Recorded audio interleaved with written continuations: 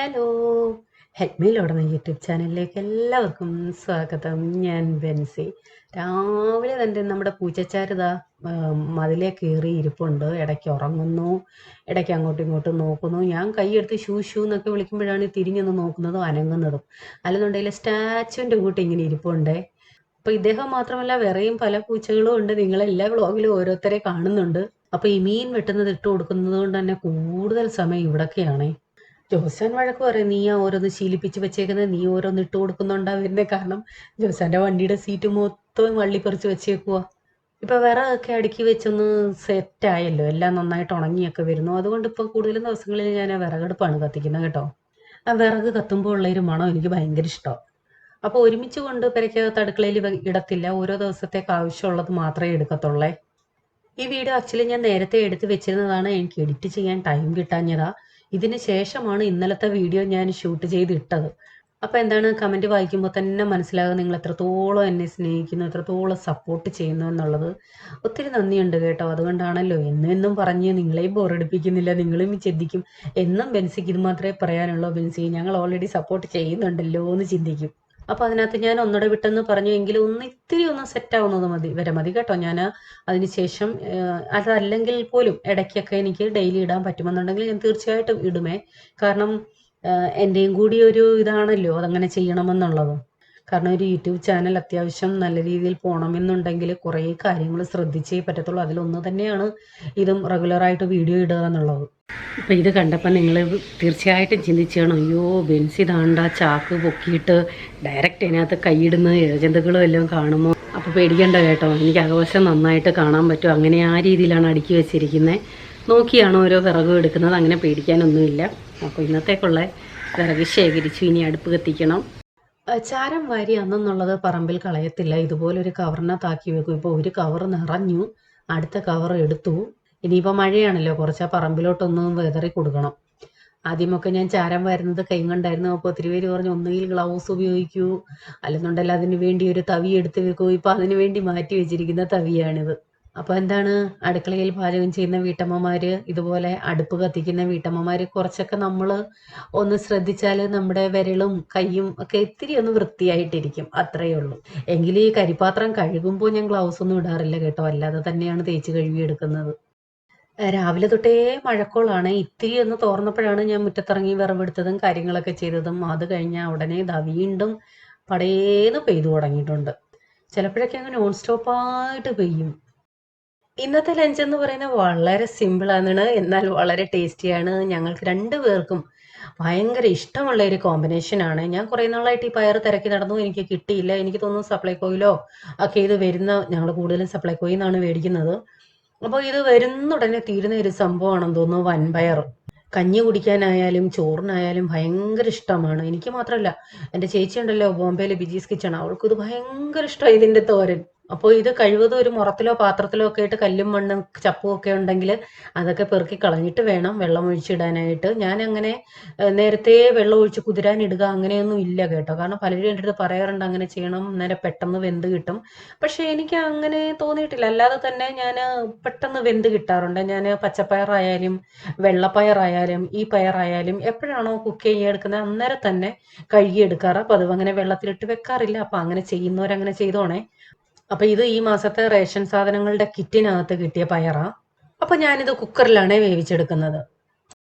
ഇതിപ്പോ ഞാൻ എൻ്റെ കുക്കറിൽ 2 വിസിൽ മാത്രമേ വരുത്തിയിട്ടുള്ളൂ. അപ്പൊ നിങ്ങളുടെ കുക്കറിലും ഡിപ്പെൻഡ് ആണ് ഇത്. ഒത്തിരി അങ്ങ് വെന്ത് പോയിട്ടില്ല, ഞാൻ അങ്ങനെ വേവിച്ചിട്ടില്ല. എനിക്ക് ഈ പയർ തോരൻ എന്ന് പറയുന്ന പയർ ഒത്തിരി വേവുന്നത് ഇഷ്ടമല്ല, ഇത്തിരി നമുക്ക് ചവയ്ക്കാൻ കിട്ടണം. ഇത് ഇങ്ങനെ നല്ലതായിട്ട് ഞെക്കുമ്പോൾ ഈ പരുവം. ഇനി ഇത് നമ്മുടെ അരപ്പിനകത്ത് കിടന്നും വേവണം, അപ്പം ബാക്കിയും കൂടി വെന്തോളും. എനിക്ക് ആ പരുവാണ് ഇഷ്ടം. അപ്പം നിങ്ങളുടെ ഓരോരുത്തരുടെയും ഇഷ്ടമാണ് ഇത് എത്രയും വേവണമെന്നുള്ളത്. പിന്നെ ഒരു പാത്രം എടുത്തിട്ട് നമുക്ക് ഈ പയർ ഇതിലേക്ക് ഇട്ട് കൊടുക്കാം. കുറച്ച് വെള്ളം ഒഴിച്ചിട്ടുണ്ട്, കാരണം അത്യാവശ്യം വേവാനുണ്ടല്ലോ ഇത്, അതുകൊണ്ടാണേ.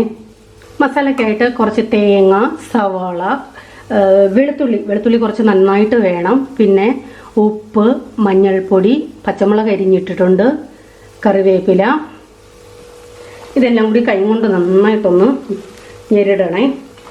വേണമെന്നുണ്ടെങ്കിൽ ലേശം ഇഞ്ചി കൂടി കൊത്തി അരിഞ്ഞിടാം. ഒത്തിരി വേണ്ടതിൽ നുള്ളു ഇനി അരപ്പ് ഇതിലേക്ക് ഇട്ട് കൊടുക്കാം. അപ്പോൾ എന്താ അത്യാവശ്യം ഇത് വേവാനുള്ള വെള്ളം ഒഴിച്ചിട്ടുണ്ട്. ഈ അരപ്പും വേവാനുള്ളതുണ്ട്. ഈ തീ കൂട്ടിയിട്ട് വെള്ളം പറ്റിപ്പോയാൽ പിന്നെ കരിഞ്ഞു പോകും. മീഡിയം തീയിലോ സ്ലോ ആയിട്ടോ ഇട്ട് ആവി കിടന്ന പയറും വേവണം, നമ്മുടെ മസാലകളും വേവണം. ഒരുപക്ഷെ ചിലരെങ്കിലും ചിന്തിക്കുന്നുണ്ടാകാം, ബെൻസി അടുപ്പ് കത്തിച്ചിട്ട് ആ പയർ മറ്റേ അടുപ്പിലോട്ട് വെച്ച് കൊടുത്താൽ പോരായിരുന്നോ, വെന്ത് കിട്ടത്തില്ലായിരുന്നോ, അല്ലെങ്കിൽ കഞ്ഞി വെന്തിട്ട് ചെയ്താൽ പോരായിരുന്നു. എനിക്ക് ടൈം സേവ് ചെയ്യാൻ വേണ്ടിയാണ് ഞാൻ ഈ പരിപാടികളൊക്കെ ചെയ്യുന്നത്. കുക്കറിലാകുമ്പോൾ പെട്ടെന്ന് 2 വിസിലടിച്ചിങ്ങി എടുത്താൽ അവിടെ തോരനുമാകും, ഇവിടെ ചോറുമാകും. അല്ലെന്നുണ്ടെങ്കിൽ പിന്നെ പെട്ടെന്ന് ആ പയർ വെന്ത് കിട്ടണമെന്നുണ്ടെങ്കിൽ എനിക്ക് അടുത്ത അടുപ്പ് കൂടെ കത്തിക്കേണ്ടി വരും. അതെനിക്ക് മെനക്കേടാ. അതുകൊണ്ട് സാവധാനം കഞ്ഞി കിടന്ന് വേവട്ടെ. ആ സമയം കൊണ്ട് എൻ്റെ ബാക്കി കാര്യങ്ങളെല്ലാം അവിടെ റെഡിയാവും. എത്രയും ടൈം സേവ് ചെയ്യാമോ അത്രയും ടൈം സേവ് ചെയ്യാനാണ് നോക്കുന്നത്. വിറകിനകത്ത് കുറച്ച് ഈർപ്പമുള്ള വിറകുകളുണ്ട്, അതായത് ചെറിയ ഒരു നനവ് പോലെ. അങ്ങനെയുള്ളത് ഇങ്ങനെ സൈഡിലോട്ട് എടുത്ത് വെക്കും.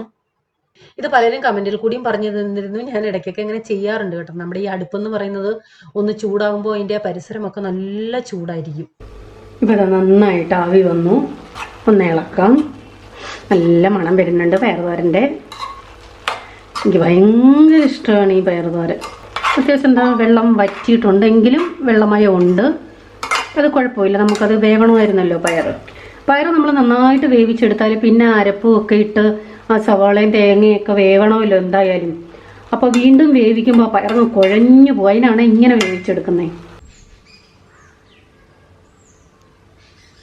അപ്പോൾ ഇനി ചെയ്യാൻ പോകുന്ന കണ്ടിട്ട് ഏകദേശം ഒരു ഐഡിയ കിട്ടിക്കാണും എന്താണെന്ന്. നമ്മൾ കല്ലേൽ ചമ്മന്തി അരയ്ക്കാൻ പോവുകയാണ്. അപ്പോൾ ഇങ്ങനെ മുളക് ചുട്ടിട്ട് കല്ലേൽ മാത്രമല്ല കേട്ടോ, മിക്സിയിലും ചമ്മന്തി അരച്ചെടുക്കാം. അങ്ങനെ കുഴപ്പമൊന്നുമില്ല. ഒരു പഞ്ചിന് വേണ്ടി പറഞ്ഞതേ ഉള്ളൂ കല്ലേൽ അരയ്ക്കാൻ പോവാണെന്ന്. അപ്പോൾ കനലിൽ ഇതാ ഇങ്ങനെ ചുട്ടെടുക്കണം. അപ്പോൾ മുളക് നല്ലതുപോലെ കനലിനകത്തിട്ട് ഇങ്ങനെ ചുട്ടെടുക്കുമ്പോൾ മുളക് വീർത്ത് വരുമേ, അതാണ് അതിൻ്റെ പരുവം. നന്നായിട്ട് ചുട്ടെന്നുള്ളതിൻ്റെ ഒത്തിരി കിടന്ന് മൂത്ത് പോലെ പിന്നെ ചുമച്ച് ഉപ്പാട് വരും. മുളകാണ് ഒരു പരുവത്തിന് ഇതുപോലെ ചുട്ടെടുക്കണം. പണ്ടൊക്കെ ചമ്മന്തി അരയ്ക്കുക എന്ന് പറഞ്ഞാൽ മുളക് ഇങ്ങനെ ചുട്ടിട്ട് തന്നെയാണ് ചെയ്തിരുന്നത്. അല്ലാതെ ഈ മുളക് പൊടിയിട്ടുള്ള ചമ്മന്തി അരയൊന്നും ഇല്ലായിരുന്നു പണ്ട്. പിന്നെയാണ് കാലം മാറി മുളക് പൊടിയായി. മുളക് പിന്നെ ചൂടാതെ പച്ചയ്ക്ക് അരയ്ക്കാൻ തുടങ്ങി. കാരണം കേരളത്തിന് പുറത്തുള്ളവർക്ക് മുളക് ചുട്ടുള്ള പരിപാടി ചിന്തിക്കാൻ പോലും പറ്റില്ല. അപ്പം മുളക് പൊടിയെ ആശ്രയിച്ചില്ലേ പറ്റൂ. എങ്കിലും ഞാൻ ചിലപ്പോഴൊക്കെ ഈ പാനിനകത്ത് എണ്ണ ഒഴിക്കാതെ തന്നെ മുളകിട്ടൊന്ന് ചൂടാക്കി ചുട്ട് കിട്ടുന്നത് പോലെ കിട്ടും. ഈ ചീനച്ചട്ടിക്കകത്തിട്ടേ ഒന്ന് ചൂടാക്കിയിട്ടൊക്കെ ബോംബെ വെച്ച് ചമ്മന്തി അരച്ചിട്ടുണ്ട്. പിന്നെന്താ, ചമ്മന്തി തന്നെ പല മുളക് യൂസ് ചെയ്യാം. ഇതുപോലെ ചുമന്ന മുളക് യൂസ് ചെയ്യാം, കാന്താരി യൂസ് ചെയ്യാം, പച്ചമുളക് യൂസ് ചെയ്യാം, ഉണ്ടമുളക് യൂസ് ചെയ്യാം. എനിക്ക് ഉണ്ടമുളകിൻ്റെ ചമ്മന്തി ഭയങ്കര ഇഷ്ടമാണ് കേട്ടോ. എന്തോ മണമാ മുളകിന്. എൻ്റെ കയ്യിൽ ഒരു തൈ പോലും ഇല്ല അതിൻ്റെ. ഇനിയൊക്കെ മേടിക്കണം.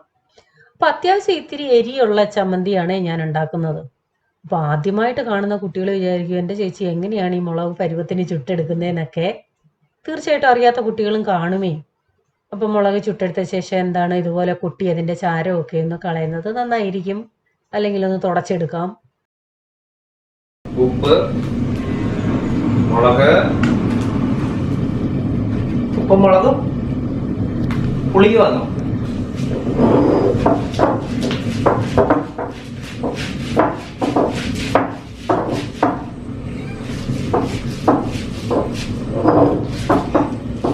എന്നെ ബാലവേല ചെയ്യിപ്പിക്കുക കേട്ടോ.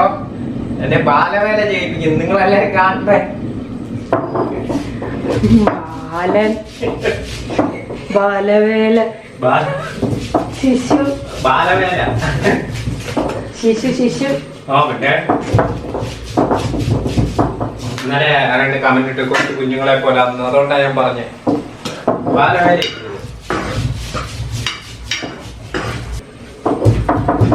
മറ്റിടത്ത് അരകല്ല് വെട്ടുമ്പോൾ ഇതിൻ്റെക്കാൾ ഡബിൾ പൊങ്ങണം. ഇത് നടുവേദന ഇതിനകത്ത് അരയ്ക്കുമ്പോൾ. അത് നേരെ നമുക്ക് പൊക്കി എടുക്കണം. ഇങ്ങനെ നേരെയല്ല, കണക്കുണ്ട് അതിന്. ഞാൻ അരച്ചോളം മാറി വെച്ചാ ശരിയാവുന്നില്ല. ഞാൻ പറഞ്ഞേ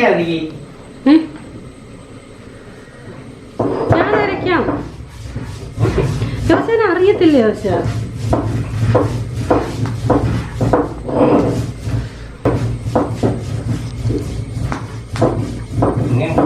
വീഡിയോ ഇല്ലെന്ന് എല്ലാവരുടെ പറഞ്ഞോ, നേരത്തെ അറിയിച്ചേരെ.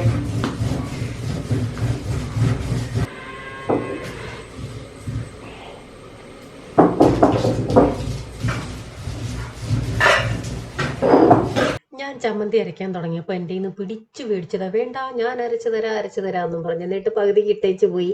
ബാക്കി ഞാൻ അരച്ചെടുക്കുകയാണ്. ചമ്മന്തി അരയ്ക്കുന്നതിനൊരു രീതിയുണ്ട്.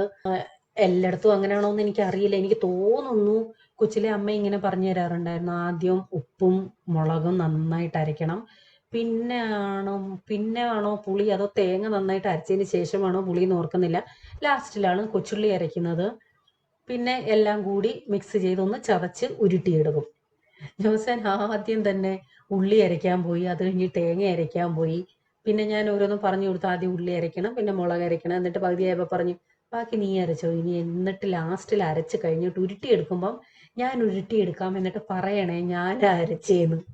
ഇന്ന് വൈകിട്ട് ഞങ്ങൾക്കൊന്ന് പുറത്ത് പോകണമേ, അതുകൊണ്ടാണ് പെട്ടെന്നൊരു ഈസി ലഞ്ച് ഉണ്ടാക്കിയതും. അത്യാവശ്യം എൻ്റെ കുറച്ച് പണികൾ ചെയ്തിട്ട് വേണം പോകാനായിട്ട്. എങ്കിലും ഈസി ആണെങ്കിലും ടേസ്റ്റി ആയിട്ടുള്ള ലഞ്ചാണ്, അതിൽ യാതൊരു സംശയവുമില്ല. നല്ല ചൂട് ചോറും പയറ് തോരനും ചമ്മന്തിയും നാരങ്ങ അച്ചാറും, ഇതിനോടൊപ്പം ഒരിത്തിരി തൈരൂടുണ്ടെങ്കിൽ വേറെ ലെവലാണ് സത്യം. അപ്പോൾ ഈ കോമ്പിനേഷൻ ആർക്കൊക്കെ ഇഷ്ടമാണെന്ന് തീർച്ചയായിട്ടും പറയണേ. അപ്പോൾ ഞാനിതിൽ സവാള ഇട്ട് തോരല്, സവാള ഇല്ലാതെ ചെയ്യുന്നവരുമുണ്ടേ. അപ്പോൾ ചമ്മന്തിക്കകത്ത് എന്തൊക്കെയാ വെച്ചതെന്ന് ഞാൻ പറഞ്ഞില്ല. ചമ്മന്തിക്ക് തേങ്ങ, വറ്റൽമുളക് ചുട്ടത്, പുളി, കൊച്ചുള്ളി, ഉപ്പ്, ഇഞ്ചി വെക്കാം, കറിവേപ്പില വെക്കാം, ചിലർ ഒറ്റ ഒരു കുഞ്ഞി അല്ലി വെളുത്തുള്ളി ചേർക്കാറുണ്ട്. അപ്പോൾ ഇതൊക്കെ ഓരോരുത്തരുടെ പേഴ്സണൽ ചോയ്സ് ആണേ. അപ്പം ഞാൻ പറഞ്ഞില്ലേ വൈകിട്ടൊരു മീറ്റിങ്ങിന് പോകണമായിരുന്നു. എന്നാൽ ആ വീടാണ് ഇത്. ഞാനിവിടെ നാട്ടിൽ അധികം ഇങ്ങനെ ആര്യവേപ്പ് മരം കണ്ടിട്ടില്ല. ഇതാണ് ആര്യവേപ്പ്. ഈ ആര്യവേപ്പിൻ്റെ ധാരാളം ടിപ്സ് നമ്മൾ ഇട്ടിട്ടുണ്ട്. അപ്പോൾ അത് കണ്ടപ്പോൾ ഒരു കൗതുകം തോന്നി, അങ്ങനെ എടുത്തതാണ്. അപ്പോൾ ആ വീട്ടിലെ ആൾ പറഞ്ഞത് വലിയൊരു ആര്യവേപ്പിൻ്റെ മരം ഉണ്ടായിരുന്നു, അറിയപ്പെടുന്നത് തന്നെ വേപ്പുള്ള വീടെന്നായിരുന്നു. അതങ്ങനെ വെട്ടിക്കളഞ്ഞു. ഇത് വേരിൽ നിന്നും പൊട്ടിക്കിളിച്ച് അതിനെ ഇങ്ങനെ കളയാതെ ഇതുപോലെയൊക്കെ ഇങ്ങനെ സിമെന്റ് കൊണ്ടൊക്കെ കെട്ടി സൂക്ഷിച്ച് നിർത്തിയേക്കുകയാണിപ്പോൾ. ആ പരിസരമൊക്കെ കണ്ടപ്പോൾ ഒരു കൗതുകം തോന്നി കേട്ടോ. അങ്ങനെയാണ് ഞാൻ വീഡിയോ എടുത്തത്. അദ്ദേഹത്തിൻ്റെ അടുത്ത് ഞാൻ ചോദിച്ചു, ഇതാണ് ആള്. ഞാൻ ചോദിച്ചു, ഞാൻ വീഡിയോ എടുക്കുകയാണ്, യൂട്യൂബിൽ വീഡിയോ വരുന്നത് കൊണ്ട് കുഴപ്പമുണ്ടോ? നമ്മൾ ചോദിച്ചിട്ടെടുത്താൽ കുഴപ്പമില്ലല്ലോ. ഞാൻ ഒരുമാതിരിപ്പെട്ട എൻ്റെ അൺനോണായിട്ട് ആരെൻ്റെ വീഡിയോയിൽ വന്നാലും ഞാൻ ചോദിക്കാറുണ്ട്, വീഡിയോയിൽ വരുന്നത് കൊണ്ട് പ്രോബ്ലം ഉണ്ടോ എന്ന്. അല്ലെങ്കിൽ പിന്നെ അവർക്ക് ഒരു വിഷമത്തിന് കാരണമാവരുത്. അതുകൊണ്ട് ചോദിച്ചിട്ട് ഇട്ടെടുത്താൽ കുഴപ്പമില്ലല്ലോ. നല്ല കുറേ ചെടികളുണ്ട്, ചെറിയ ഒരു കുളമുണ്ട്, ആമ്പൽക്കുളമുണ്ട്. അതിനകത്ത് മീനുകളുണ്ട്, ആമ്പലുണ്ട്, പിന്നെ ചെറിയൊരു ആർട്ടിഫിഷ്യൽ വെള്ളച്ചാട്ടമുണ്ട്. ഇത് രാത്രിയിലായതുകൊണ്ട് എത്രത്തോളം ക്ലാരിറ്റി കാണുമെന്ന് എനിക്കറിയില്ല. എനിക്ക് ഭയങ്കര ആകാംക്ഷയായതുകൊണ്ട് അങ്ങ് മൊബൈലിലാണ് എടുത്തിരിക്കുന്നത്. ക്ലാരിറ്റി കുറവായിരിക്കാം, രാത്രിയാണ്, വെട്ടം കുറവാണ്. ക്യാമറ ഞാൻ കൊണ്ടുപോയില്ലായിരുന്നു. ഇങ്ങനെയുള്ള ആവശ്യത്തിന് പോകുമ്പോൾ ക്യാമറ കൊണ്ടുപോകേണ്ട ആവശ്യമില്ലല്ലോ, അതുകൊണ്ട്. അപ്പോൾ അദ്ദേഹം തന്നെ പറഞ്ഞു, ഒരു ദിവസം പകല് വരൂ, നല്ല വിശാലമായിട്ടൊക്കെ വീഡിയോ എടുക്കാമല്ലോ, നല്ല ക്ലിയർ ആയിട്ട് എടുക്കാമല്ലോ എന്ന്. ഈ വെള്ളച്ചാട്ടമൊക്കെ നല്ല രസമാണ് അവിടെ ഇരിക്കാൻ. ഒരു പ്രത്യേക അന്തരീക്ഷമാണ്, നല്ല കാറ്റും. എനിക്ക് ഒത്തിരി ഇഷ്ടപ്പെട്ടു. കാരണം എൻ്റെ മനസ്സിൽ ഞങ്ങളുടെ വീട്ടിൽ ചെയ്യണമെന്ന് ആഗ്രഹിക്കുന്ന കാര്യങ്ങളാണ് ഇതൊക്കെ. എന്ന് സക്സസ് ആവും, എന്നത് പ്രാക്ടിക്കൽ ആകും എന്നൊന്നും അറിയത്തില്ല. നമുക്ക് ആഗ്രഹിക്കുന്നതിന് കുഴപ്പമില്ലല്ലോ. എല്ലാം പെട്ടെന്ന് പറ്റത്തില്ല. പയ്യെ പയ്യെ പയ്യെ നമുക്ക് ഇതൊക്കെ ചെയ്തെടുക്കണമെന്നാണ് എൻ്റെ ആഗ്രഹം വീട്ടുമുറ്റത്ത്. ഇപ്പോഴത്തെ അവസ്ഥയിൽ എനിക്ക് ചെടി പോലും വെക്കാൻ പറ്റാത്ത അവസ്ഥയാണ്. കാരണം കുറച്ചുകൂടി പണിയുണ്ട്. വണ്ടി കയറി ഇറങ്ങുന്നു, മെറ്റലിടണം, പാറയിടണം, കട്ടയിടണം. അപ്പോൾ ഒന്നും ചെയ്യാൻ പറ്റില്ല ഇപ്പോൾ എനിക്ക് ആ മുറ്റത്ത്. അപ്പം എന്ന് വരെ പണി തീരുന്നോ അന്ന് വരെ ഒന്നും ചെയ്യാൻ പറ്റില്ല എന്ന് സാരം. ഈ മീനൊക്കെ ഏതാ പേരൊന്നും എൻ്റെ അടുത്ത് ചോദിക്കരുത്, എനിക്കിതിനെപ്പറ്റി ഒന്നും അറിയില്ല. ഇതുമായിട്ട് ഒരു ഐഡിയ ഇല്ലാത്ത ഒരാളെയാണ് ഞാൻ. ഇപ്പോഴത്തെ കൊച്ചു പിള്ളേരുടെ അടുത്ത് ചോദിച്ചാൽ ഓരോന്നിൻ്റെയും പേര് പറഞ്ഞു തരും. അപ്പോൾ എനിക്കിങ്ങനെ മീൻ അങ്ങനെ വളർത്തണമെന്നുള്ള ആഗ്രഹങ്ങളൊന്നുമില്ല. പക്ഷേ ചെടികൾ ഇങ്ങനെ പലതും ഇതുപോലെ തന്നെ ആർട്ടിഫിഷ്യൽ വെള്ളച്ചാട്ടവും പിന്നെ ആമ്പൽക്കുളവും ഒക്കെ വേണമെന്ന് എനിക്ക് ഭയങ്കര ആഗ്രഹമാണ്. എന്തെങ്കിലും സാധിക്കും, സാധിക്കാതിരിക്കത്തില്ല. അപ്പോൾ ഇതൊക്കെയാണ് ഇന്നത്തെ വിശേഷങ്ങൾ. തീർച്ചയായിട്ടും നിങ്ങൾക്ക് ഇഷ്ടപ്പെട്ടു എന്ന് വിശ്വസിക്കുന്നു. കമൻ്റ് ഇടാൻ മറക്കരുത്. ചെറിയൊരു വ്ളോഗായിരുന്നു. വീണ്ടും പുതിയ വീഡിയോയുമായി വരാം. Children bye. God bless U.